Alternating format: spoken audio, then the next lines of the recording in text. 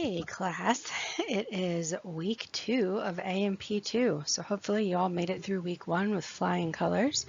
I finally figured out what we're studying this week. Sorry about the end of the last lecture. So this week we are moving on to the endocrine system. The endocrine system is our system of hormones. It regulates long-term processes like growth, development, and reproduction, and utilizes hormones, which are chemical messengers, to relay information between individual cells and between different organs and basically between different organs and all body tissues, really. We have 30 or so hormones in our body. We're not going to learn every hormone this week, but we're going to learn all of the main ones. Before we jump into actual hormones, we're going to look at different mechanisms of cellular communication. So we've got direct communication, which you can see in this first picture up here. So direct communication is where we have rapid exchange of ions through gap junctions. So that should be a bit of a review from AMP1. The gap junctions are those tight connections, so these cells have to be tightly connected, and so we're only affecting the cells that are directly connected to one another. So these are adjacent cells of the same type, so you don't have a real direct connection of two different types, mostly the same type of cell, and you are exchanging ions. Some examples of this direct communication are cardiac muscle, so that coordinated contraction of cardiac muscle, electrical synapses, where you have two neurons that are connected together, or also the coordination of ciliary movement within epithelial tissue.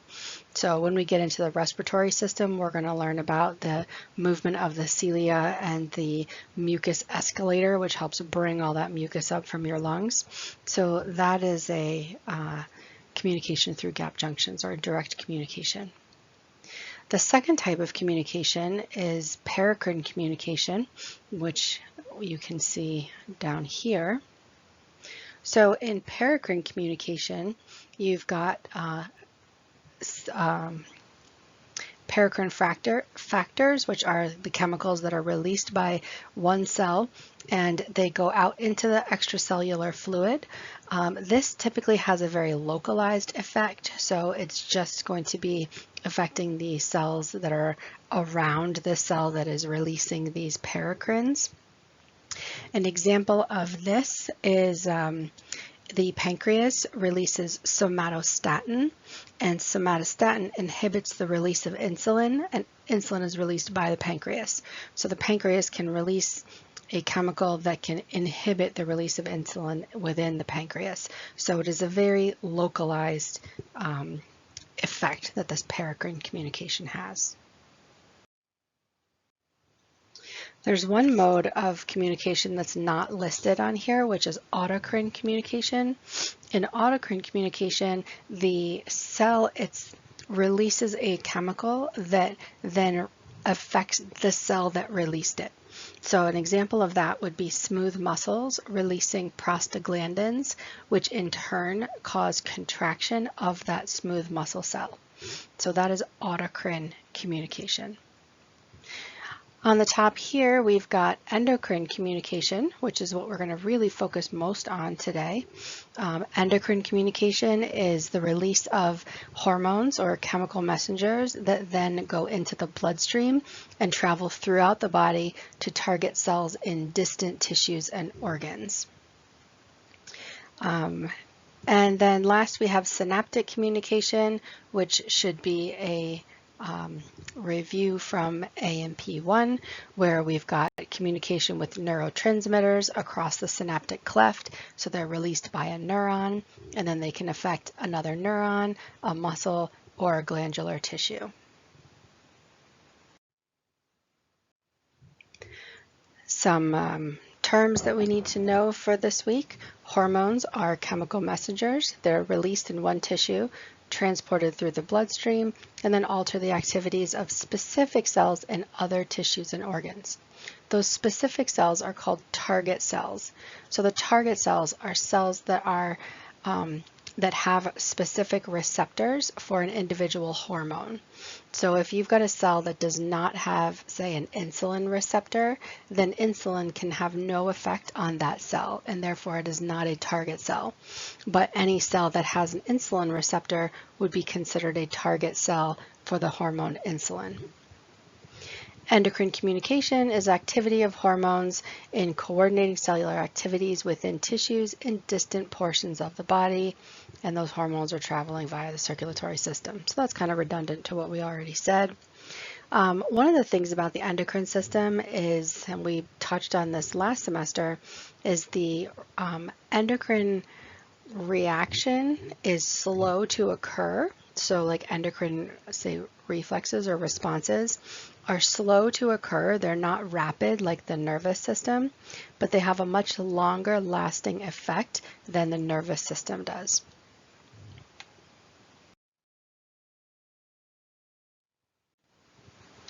I seem to have accidentally just skipped a slide and it will not let me go back. So the slide that I skipped is telling you that endocrine glands are ductless. So they secrete hormones directly into intracellular or extracellular spaces, the spaces outside of the cells, at which time they pass through the membranes of capillaries and go into the bloodstream. That blood then circulates throughout the body where they can be picked up by the receptor cells on their target organs, or their target cells in their target organs.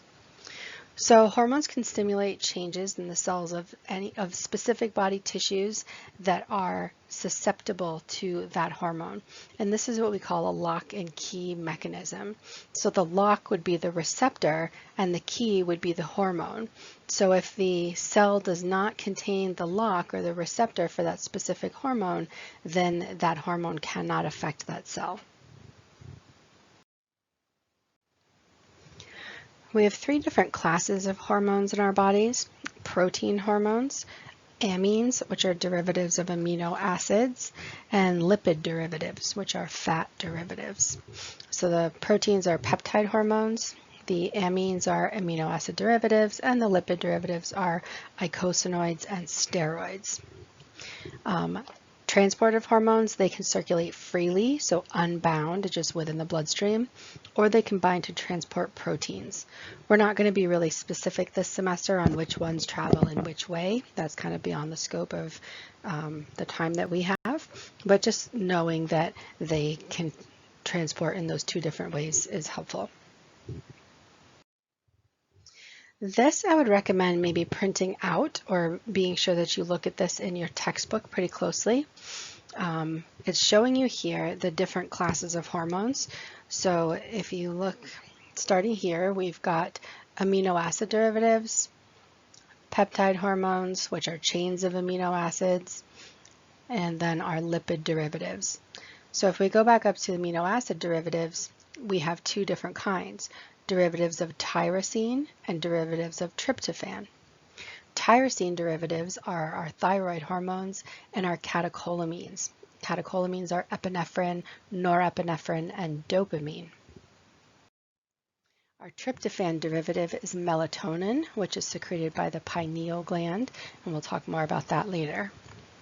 Peptide hormones are our glycoproteins, like our thyroid stimulating hormone, luteinizing hormone, follicle stimulating hormone, erythropoietin, and inhibin. And also our short polypeptide and small proteins. So those are proteins that have amino acids that have less than 200 amino acids. And these are most of our hormones that are from our pituitary gland. So we've got ADH, oxytocin, ACTH, growth hormone, prolactin, all kinds of different ones in there. So insulin, glucagon. So our peptide hormones really make up the bulk of the hormones that we're going to be learning about today. And then last, our lipid derivatives are the eicosanoids, which are leukotrienes, prostaglandins, thromboxanes, and prostacyclins. And our steroid hormones, which are our estrogens and testosterone or androgens, glucocorticoids, mineralocorticoids, and our calcitriol. So we're going to talk about all those today. So by the time we get to the end of the lecture, you will have forgotten about this. So it's good to go back and just have an idea of which hormones, how they're classified. Hormones work in a couple of different ways. Some of them, like we already discussed, have receptors on the plasma membrane. So those would be our fat insoluble hormones. So catecholamines are peptide hormones and are catecholamines and peptide hormones.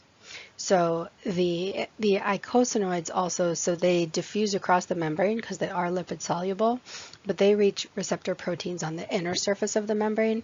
Catecholamines and peptide hormones have receptors on the outside of the plasma membrane. Steroid hormones diffuse through the plasma membrane, so they bind to receptors that are found within the cytoplasm or within the nucleus inside the cell. So they are not required to have a receptor on the outside of the cell. They can diffuse in and bind to receptors inside the cell. Hormone receptor complexes then activate or deactivate specific genes within the nucleus to alter the activity of the cell.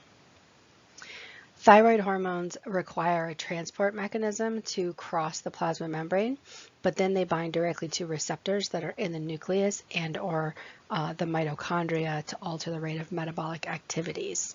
So they don't have a receptor on the plasma membrane, but there's a transport mechanism to bring them into the cell where they then bind with receptors that are internal. This picture is showing you how steroid hormones bind. So step one, let's see, up here, you can see that the steroid diffuses through the plasma membrane because steroids are lipid soluble, and then binds to the receptor inside the cytoplasm, or secondly, it could bind to a receptor in the nucleus. When it binds to a receptor in the nucleus, it binds to the DNA and then activates genes which increase messenger RNA production and then leads to increased protein synthesis, which alters the cellular activity of the target cell, which is then going to make that target cell respond in the way that the hormone is trained to make cells respond.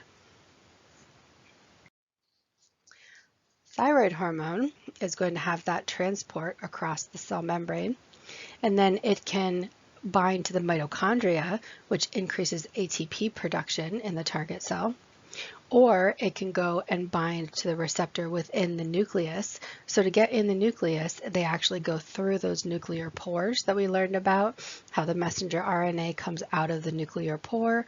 So the hormones actually go through those nuclear pores to get into the nucleus, bind to the receptor, alter the DNA, increase protein production, and alter the cellular activity.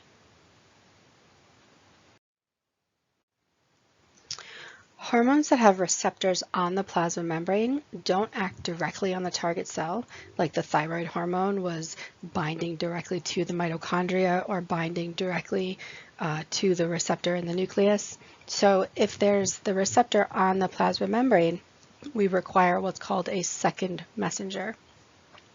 So when we're looking at messengers, the hormone is the first messenger, which is binding to the receptor and starting a reaction within the cell.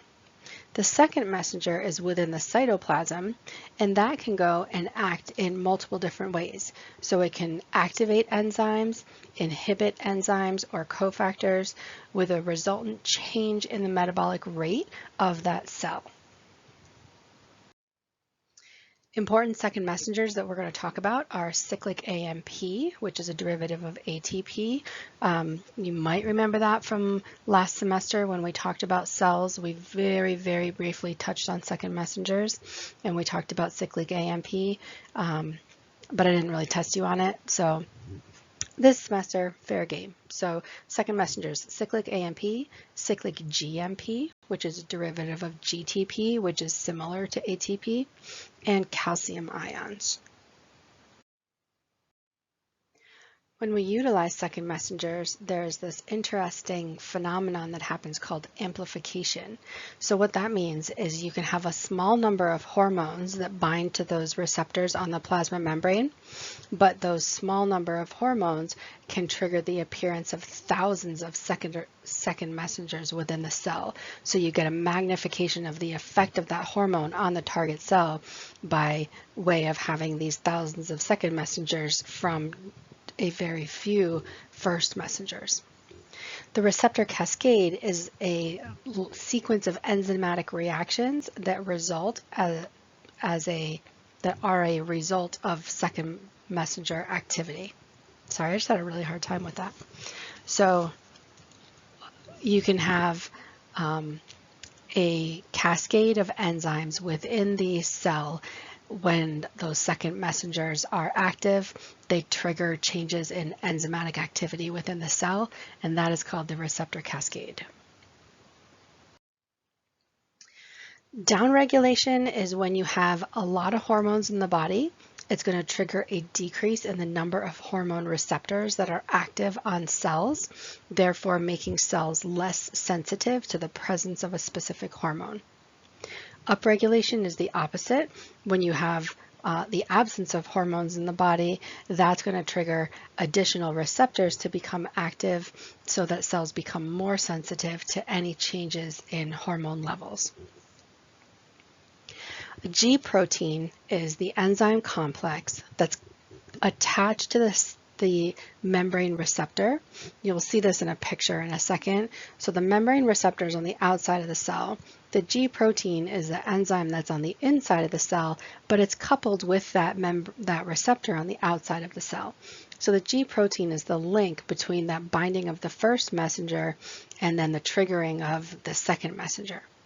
The G protein binds to GTP. When it's activated by a hormone binding to the receptor on the membrane surface, it's going to then change the concentration of that cyclic AMP, or that second messenger, within the cell. So it increases cyclic AMP and triggers accelerated activity or metabolic activity within the cell. So here's some pictures of what that looks like. So you can see, if we're looking on the left here, the hormone is binding to the protein receptor on the plasma membrane. So that's our first messenger.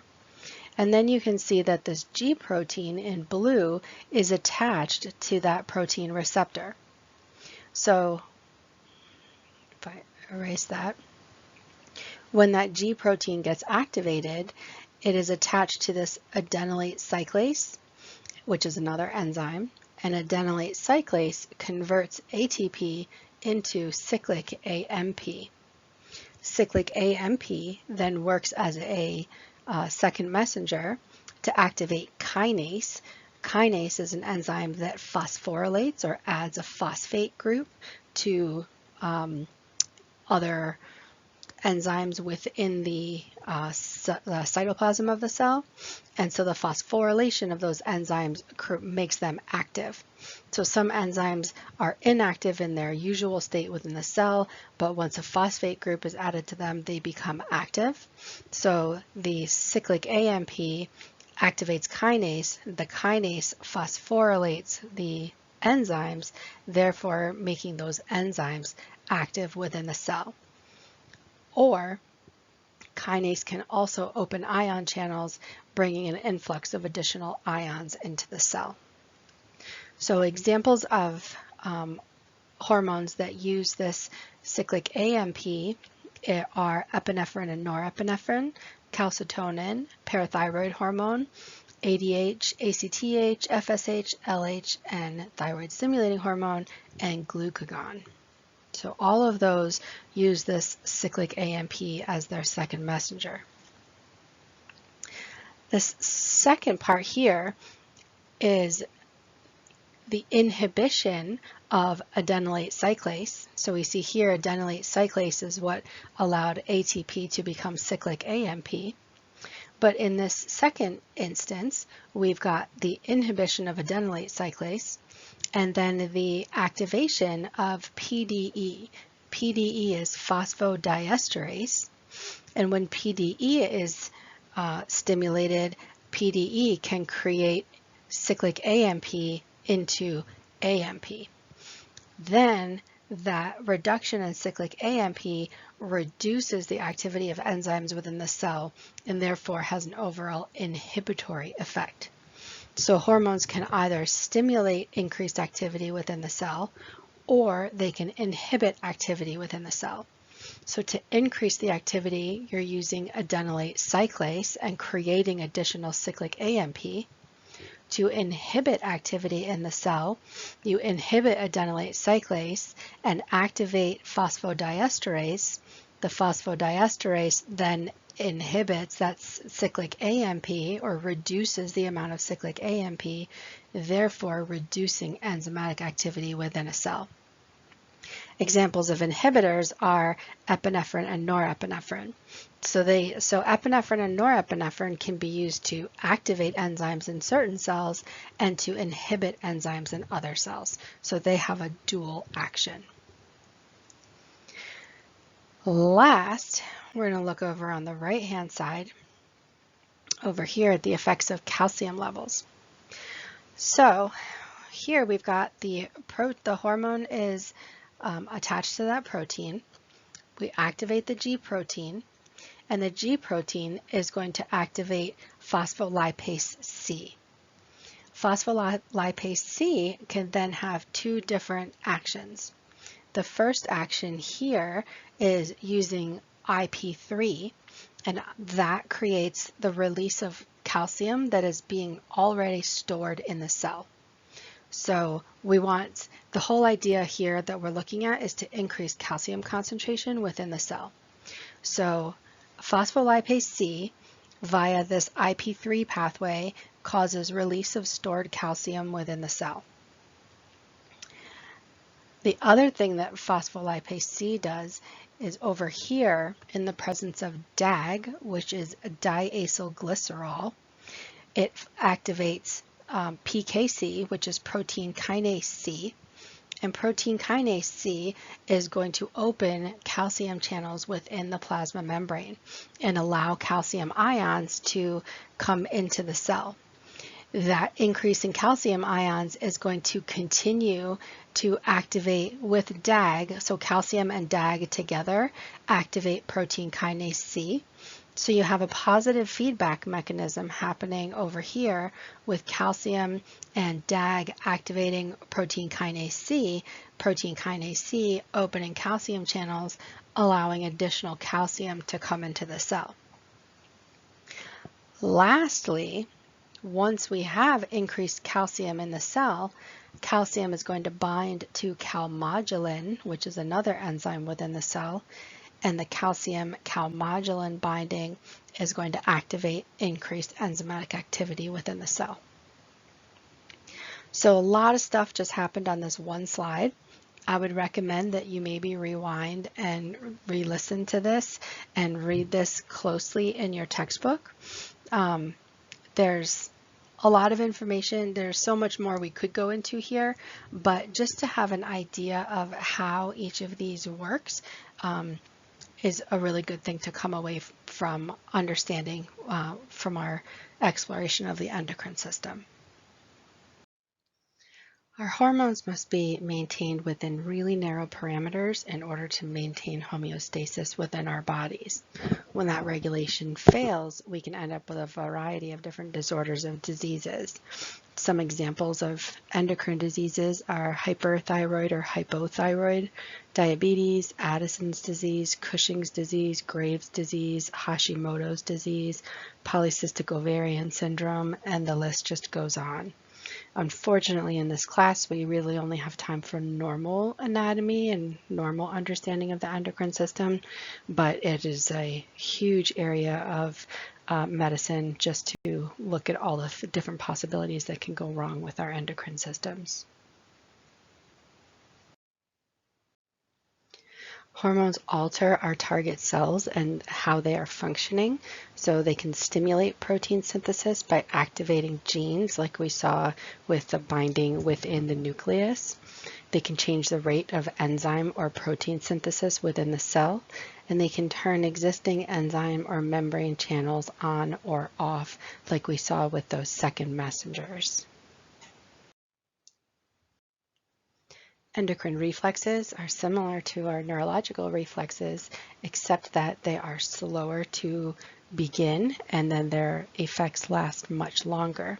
They operate generally through negative feedback. So there's too much of something, it's going to turn off that reflex. Not enough of something will turn on that reflex. Different triggers include what are called humoral stimuli, which are changes in the composition of the extracellular fluid around a tissue. Hormonal stimuli, which would be the arrival or the removal of a specific hormone. And neurostimuli, which would happen at the neuroglandular junction. We have two different kinds of endocrine reflexes. The simple endocrine reflex involves only one hormone, so it controls hormone secretion by the heart, the pancreas, the parathyroid gland, and the digestive tract. Complex endocrine reflexes involve one or more intermediary steps, so it requires two or more hormones that have to interact with one another and other tissues in the body, and it requires the hypothalamus to be involved. This picture is showing you how the hypothalamus controls endocrine function. Number one, which you'll see over here, is by regulating the activity of the anterior pituitary, which is this portion here. That is going to secrete multiple hormones that get released and go and control other endocrine organs within the body. Number two is through the production of ADH and oxytocin. These are produced within the hypothalamus and then stored in the posterior pituitary and then released into the body. And number three is through control of the sympathetic output of the suprarenal medulla, so it stimulates the medulla of the adrenal glands to secrete epinephrine and norepinephrine, therefore stimulating a sympathetic reaction. So I would go over that a little bit more, but we're going to talk about the pituitary in depth. We have 8 major endocrine glands in our bodies. The pituitary is the most important, I would say, although we can't live with without some of the other ones. So we have the thyroid gland, the parathyroid glands, the adrenals, the pancreas, the ovaries and testes, the pineal gland, and the thymus. So we'll look at each of these individually. This slide and the next slide are graphic basically showing you what we've just talked about. So they're showing you each of the different endocrine organs, where they're located, and what hormones they're secreting. So they're really good for reference, but I'm not going to spend a lot of time talking about them right now. So this is showing the hypothalamus, the pituitary gland, the pineal gland, the parathyroid gland, and the heart. And then this one's showing you the thyroid, the thymus, the suprarenals, also called the adrenals, the kidneys, adipose tissue, the digestive tract, the pancreas, and the gonads. We're going to begin our discussion with the pituitary. This is the most complicated as it secretes the largest number of different hormones. The pituitary is also called the hypophysis, and as we know from AMP1, it lies within the sella turcica, which is part of the sphenoid bone, in what's called the hypophyseal fossa, because the pituitary is the hypophysis. It is locked into that region with what's called the diaphragm sellae, and that's a dural sheet that kind of locks it in position, holds it in the hypophyseal fossa, and isolates the pituitary from the cranial cavity. It's attached to the hypothalamus by this stalk here, which is called the infundibulum. And the pituitary is divided into the anterior lobe and the posterior lobe. The anterior, I guess we'll look at those. Well, I'll say it now. The anterior lobe is called the adenohypophysis, and the posterior lobe is called the neurohypophysis.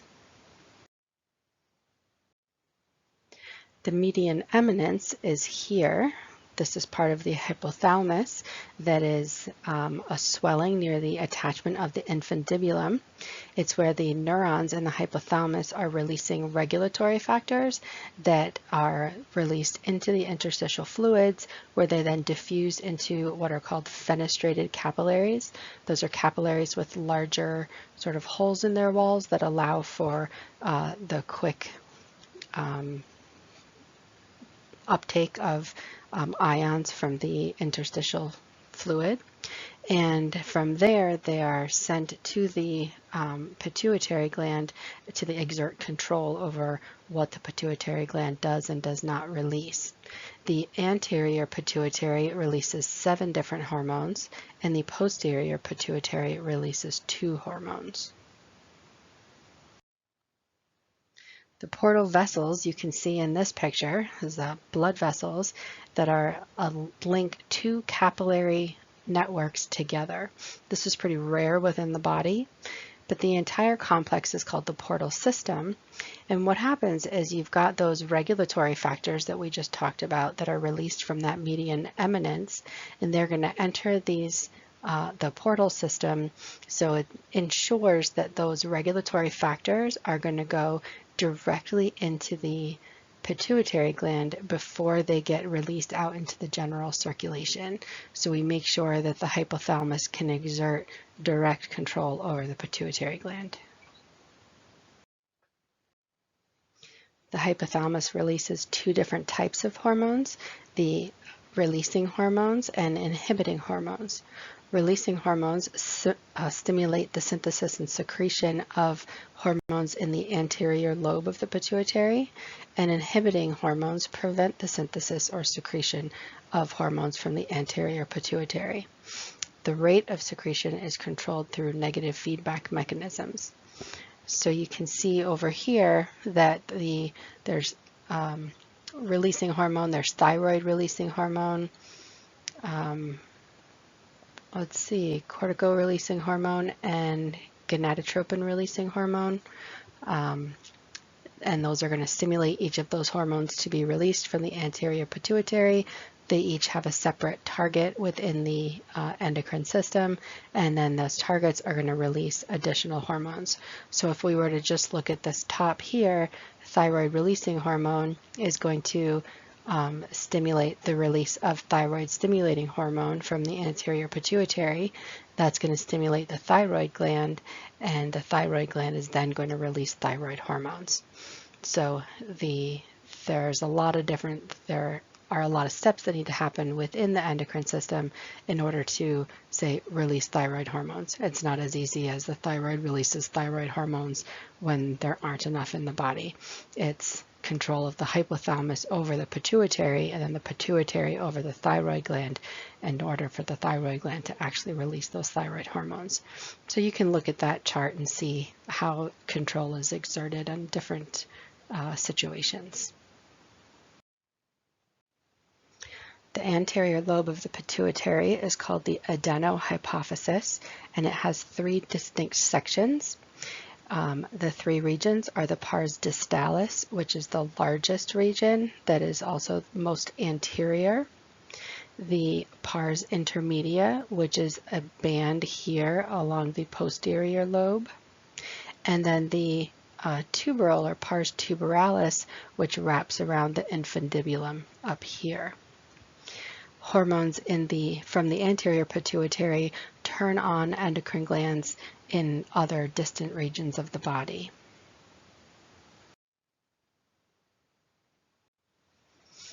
This graphic is showing us how inhibiting hormones and releasing hormones work. So if we're looking on the left here, this is talking about prolactin, which stimulates the mammary glands.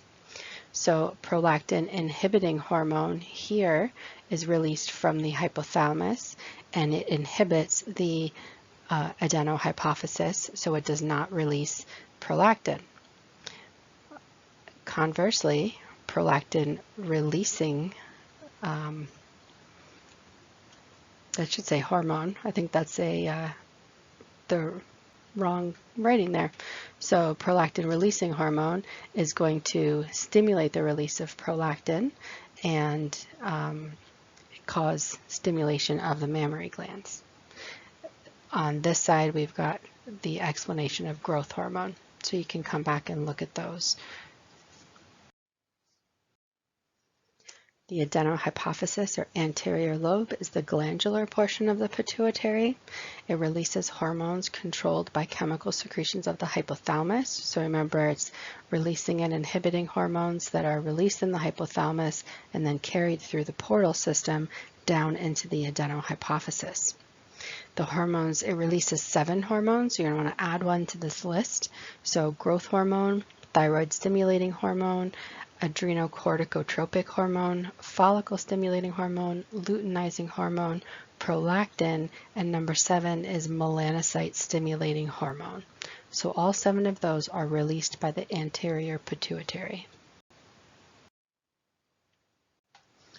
We're going to look at each of these hormones individually. So growth hormone is also called somatotropin or somatotropic hormone.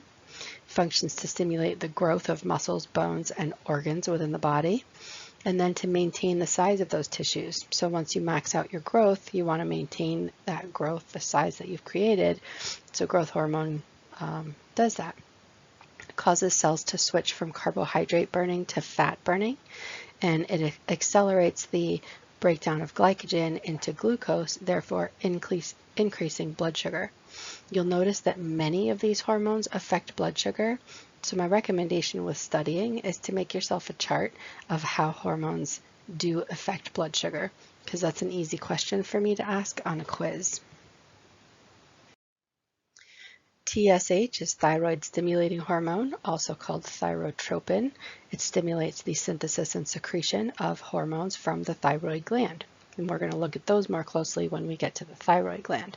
But right now we're looking at the anterior pituitary that releases thyroid stimulating hormone to stimulate the thyroid gland. ACTH is adrenocorticotropic hormone. Its 2 functions are primarily to regulate the adrenal glands, which secrete adrenal cortex hormones, and secondarily to stimulate the liver to remove glucose from the body, thereby decreasing blood sugar. So far we see that growth hormone increases blood sugar and ACTH decreases blood sugar. Follicle stimulating hormone has different effects in females and males. In females, it stimulates the ova to develop and cells in the ovaries to secrete estrogens, the most common estrogen being estradiol. In males, it stimulates the testes to produce sperm and cells in the testes to secrete testosterone. FSH along with LH, luteinizing hormone, are called gonadotropins. Luteinizing hormone in females stimulates the release of the mature ovum and prepares the uterus for implantation and pregnancy. It also stimulates the secretion of progesterone, which prepares the mammary glands for milk production. In males, it stimulates the cells in the testes to synthesize and secrete testosterone. So FSH and LH have about the same functions in males as each other. Prolactin initiates the secretion of milk from the mammary glands. There is a pituitary tumor called a prolactinoma, which increases prolactin levels in non-pregnant or nursing women and causes the release of breast milk from breast tissue during a non-pregnant or non-nursing state called galactorrhea. I'm going to stay on this slide and tell you about melanocyte stimulating hormone. That's our last anterior pituitary hormone. It does exactly what it says. It stimulates melanocytes to increase production of melanin. It's generally inactive in adults, but it is active in children, and becomes more active during pregnancy and with some diseases like Addison's disease, where you get a rash, or lupus, you get a rash on your face. So those are increased production of melanocyte stimulating hormone.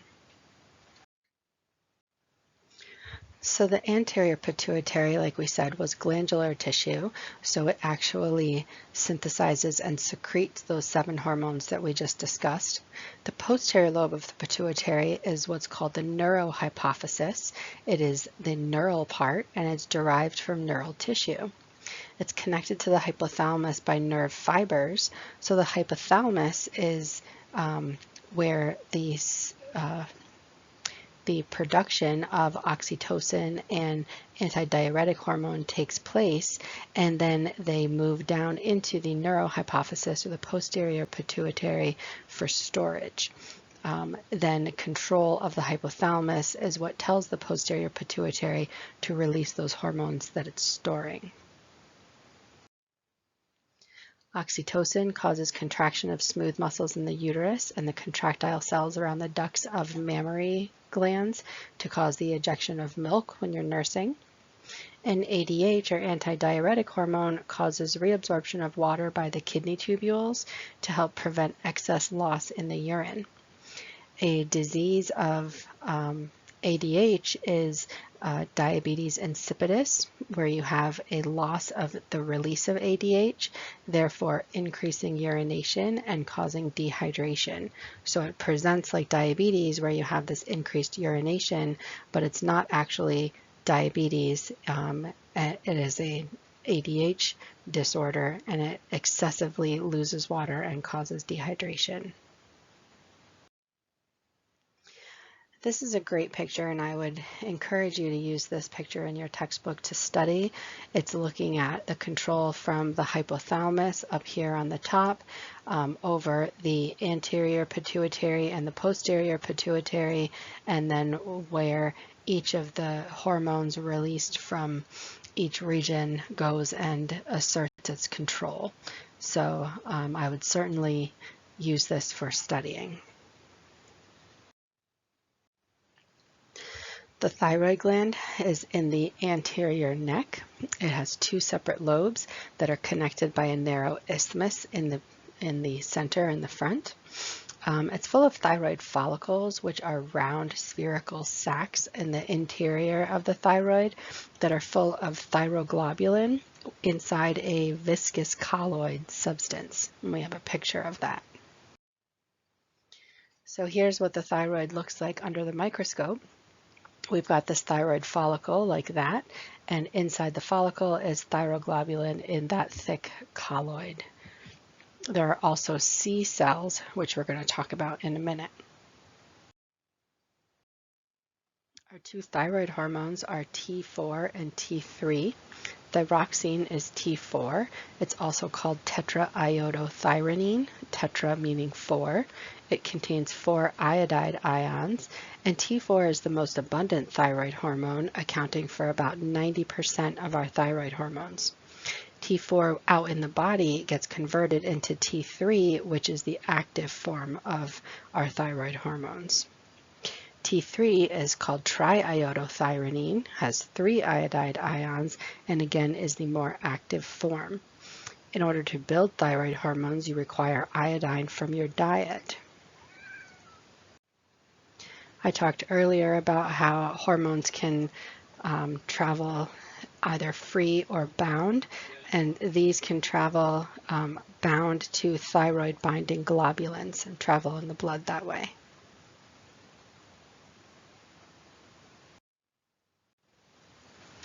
So this graphic is showing us the homeostatic control over the thyroid.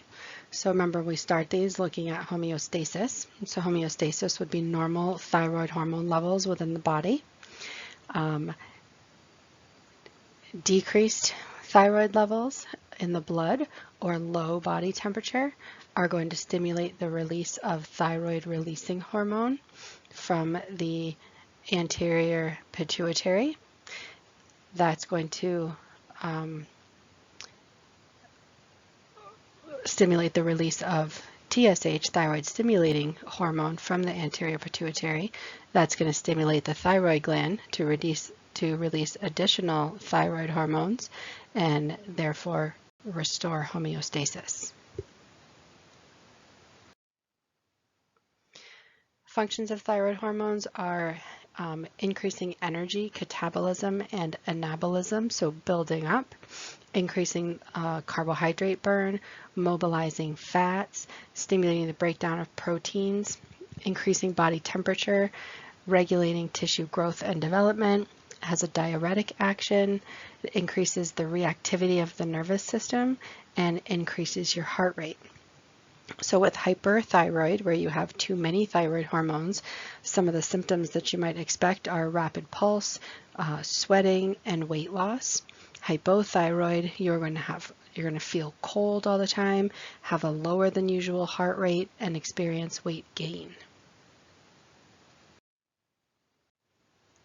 So remember back to the picture of the actual thyroid under the microscope, we talked about the C cells, which are also called parafollicular cells.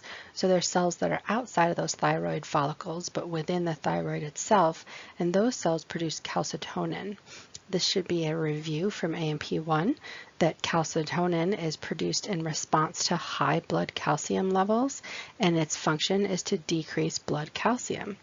So it does that through inhibiting osteoclasts. So the osteoclasts are no longer breaking down the bone, but the osteoblasts are building bone and putting calcium back into the bone. And then it inhibits the resorption of calcium in the kidneys.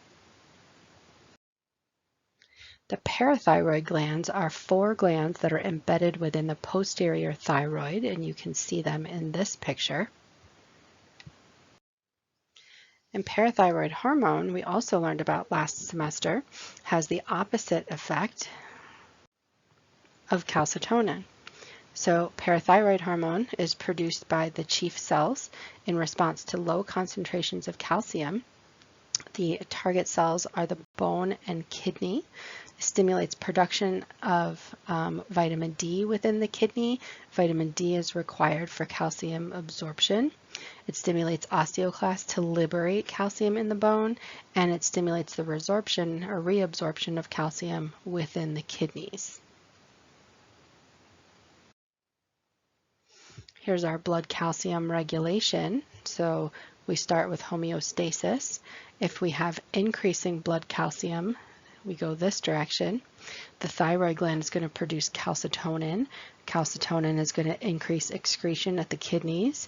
It's going to increase calcium deposition in bone, and blood calcium levels are going to decline and restore homeostasis. If we have low blood calcium levels, the parathyroid glands are going to secrete parathyroid hormone. Parathyroid hormone is going to stimulate osteoclasts to release more calcium from the bone and enhance the reabsorption of calcium at the kidneys and stimulate calcitriol to enhance calcium absorption within the digestive tract. All of those combined are going to increase our blood calcium levels and restore homeostasis.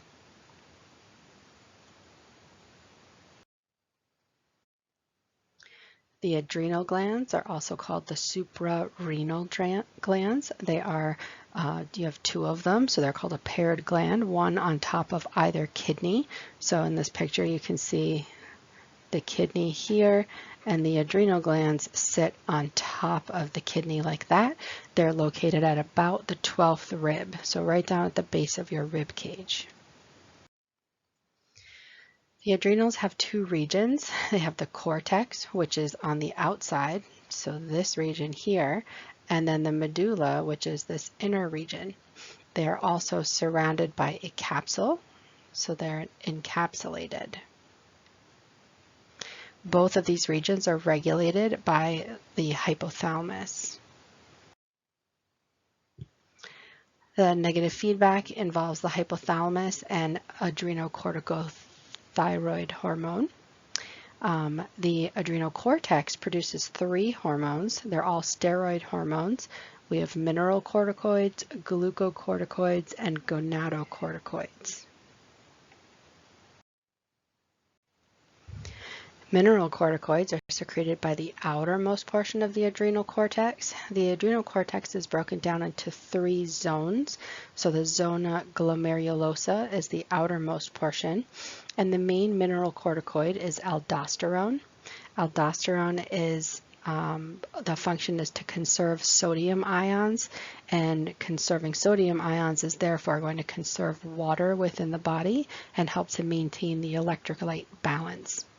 The target cells for aldosterone are the cells of the kidney, and increased resorption of sodium at the kidney is going to return sodium into the blood, and it also decreases the reabsorption of calcium. So aldosterone increases our blood sodium levels and decreases our blood potassium levels. I might have just said calcium, but potassium is what I meant to say. Glucocorticoids are secreted by the middle portion of the cortex, which is called the zona fasciculata.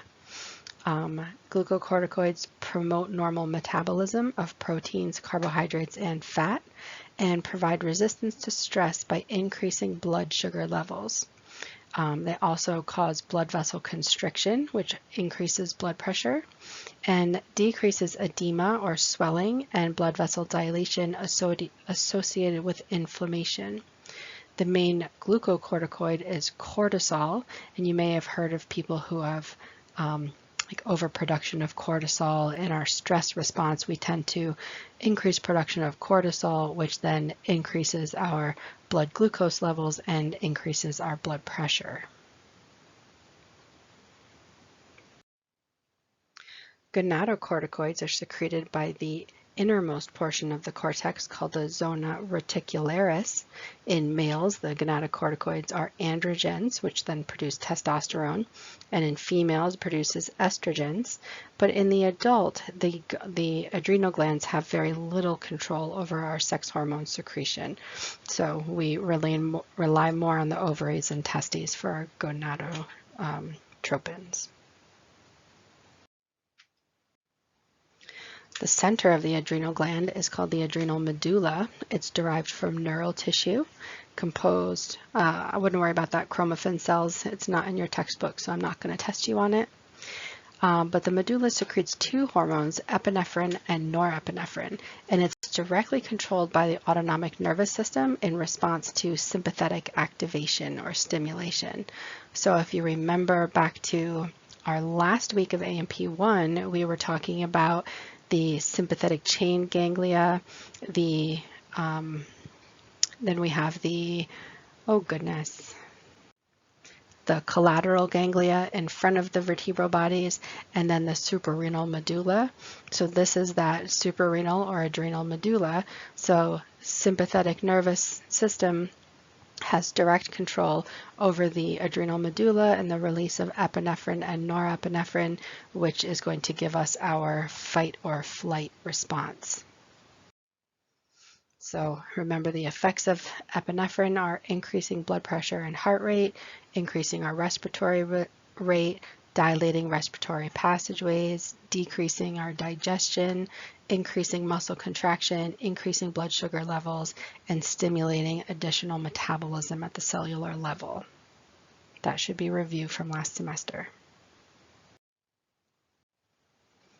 The pancreas is an interesting organ because it is both endocrine and exocrine.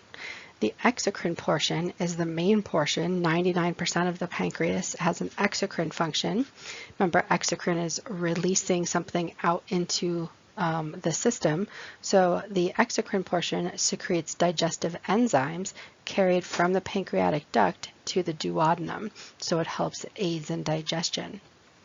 We're going to talk more about that when we get to the digestive system. The endocrine portion of the pancreas is what it's more well known for, and that is the islets of Langerhans, which produce insulin and glucagon.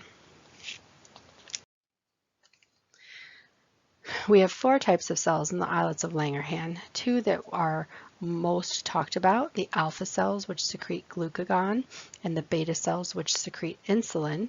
We also have delta cells, which produce growth hormone inhibiting hormone, and that is going to suppress the release of glucagon and insulin.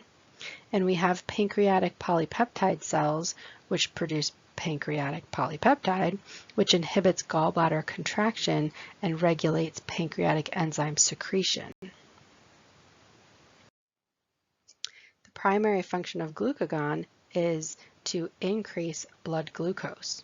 So it increases blood glucose levels by accelerating the conversion of glycogen into glucose. So we're breaking down glycogen and creating glucose with glucagon. So when our blood sugar is low, glucagon production increases. So we have glycogen breakdown in the muscle and liver, triglyceride breakdown, so breakdown of fats, and increased glucose production in the liver called glucogenesis. Interestingly, diabetics who have high blood sugar all the time also tend to have very high triglyceride levels. Insulin has the opposing effect of glucagon, and its primary function is to decrease blood sugar. It's stimulated by high blood sugar, so when your blood sugar is high, you're going to release more insulin, and that is going to directly affect the cells in the body to uptake more glucose.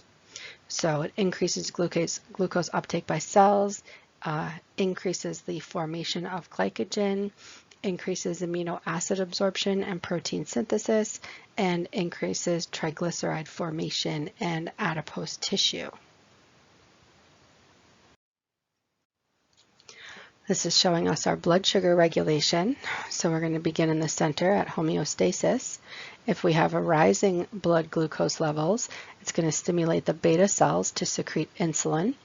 Insulin will increase the rate of glucose transport into the cells, so the cells are uptaking more glucose. It's going to increase the rate of glucose utilization and ATP generation, increase glycogen formation, increase protein synthesis, and increase triglyceride synthesis. All of those actions are therefore going to bring down our blood glucose concentration and restore homeostasis. If we have declining blood glucose levels, it's going to stimulate the alpha cells of the pancreas to secrete glucagon. Glucagon is going to break down more glycogen and create additional glucose. It's going to increase the breakdown of fatty tissue and increase the synthesis and release of glucose in the liver, that glucogenesis. All of those together are going to increase our blood glucose levels and restore homeostasis.